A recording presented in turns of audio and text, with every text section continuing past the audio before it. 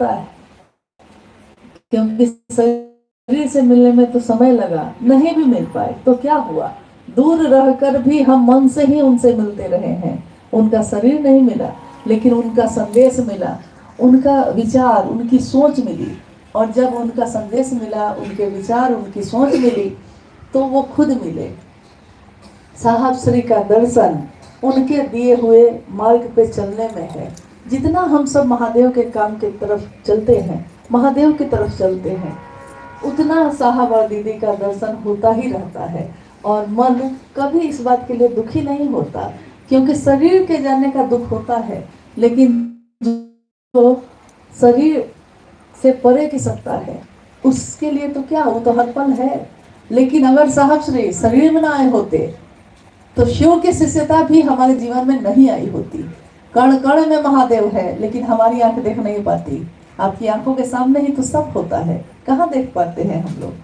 अगर शरीर में साहब श्री का जन्म 31 अक्टूबर 1948 को सिवान जिले में नहीं हुआ होता, और वो चलते फिरते इस धरती पे लौकिक और पारलौकिक दोनों जीवन का संतुलन बनाकर हमारे सामने प्रस्तुत न करते, तो हमारा मन चाह कर भी इसको नहीं समझ पाता कि शिव की शिष्यता कैसी होती है, महादेव से कैसे मिला जाता है।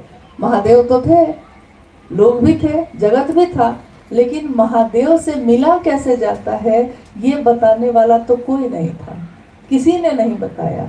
कोई अगर महादेव तक गया भी तो लोगों को उसने नहीं बताया, अपने तक ही रखा।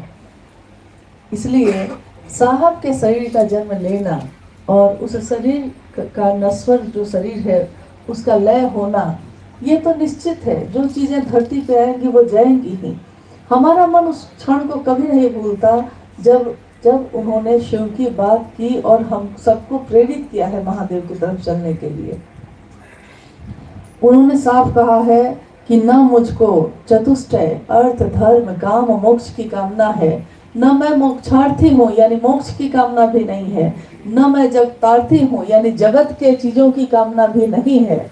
मैं सिर्फ शिव के लिए आया हूँ, मैं सिर्फ शिव का संदेश लेके आया हूँ, ये काम करूँगा और बस यही मेरा काम है, इसके सिवा मैं और कुछ नहीं करूँगा। साहब ने कभी नहीं कहा लोगों से कि तस्वीर लगाना, पूजा करना और फल चढ़ाना, न उन्होंने ये कहा कि सब हटा देना। उन्होंने कहा कि जैसे जो महादेव से जुड़ सकता है प्रारंभिक अवस्था में, वैसे ही जोड़ने की कोशिश कीजिए। हम में से बहुत ऐसे लोग हैं जो अपना निर्देश, अपना आदेश लागू करने लगते हैं, लेकिन हम भूल जाते हैं कि आदेश देने वाला भी अगर उसमें ताकत ना हो तो उसका आदेश भी काम नहीं करता है। साहब ने एक बार उदाहरण दिया था, शायद आपने सुना होगा, कोलकाता की एक घटना जिसमें एक तालाब, हाँ, सारे लोग वहाँ पे गंदगी डालते रहे, वहाँ के लोग लिखते रहे कि तालाब को गंदा ना करें, इसका पानी पीने के योग्य है, लोगों को पीने दीजिए। तब भी लोग नहीं माने, कितना भी बोर्ड लगा नहीं माने।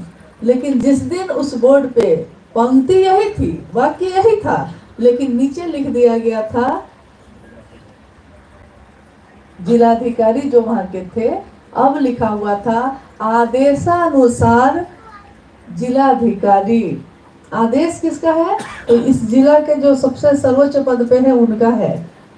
उसके बाद और इसकी सबको पता है कि अब इसकी सजा होगी, अगर नहीं माने तो इसकी सजा होगी।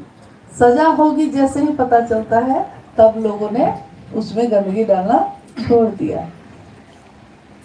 यानी महादेव की शिष्यता जीवन जीने की कला सिखाती है, महादेव तक पहुंचाने की कला सिखाती है। रास्ते में गंदगियां हम आप सब डाल रहे हैं, हर आदमी कुछ न कुछ डाल रहा है, कुछ अच्छा भी, कोई फूल भी अर्पित करता है, कोई गंदा भी फेंकता है, कोई सुगंध भी देता है, कोई दुर्गंध भी देता है, यानी सब कुछ न कुछ दे रहे हैं। बार बार साहब कह रहे हैं, बार बार साहब निवेदन कर रहे हैं कि मैं शिवका से हरिंद्रानंद निवेदन करता हूँ उन कदमों के धारक व्यक्तियों से जो अपने कुविचार या अपनी गंदगियां इस शिव शिष्यता की पावन जलधारा में डाल रहे हैं, शामिल कर रहे हैं, उन सभी से मैं निवेदन करता हूँ कि वो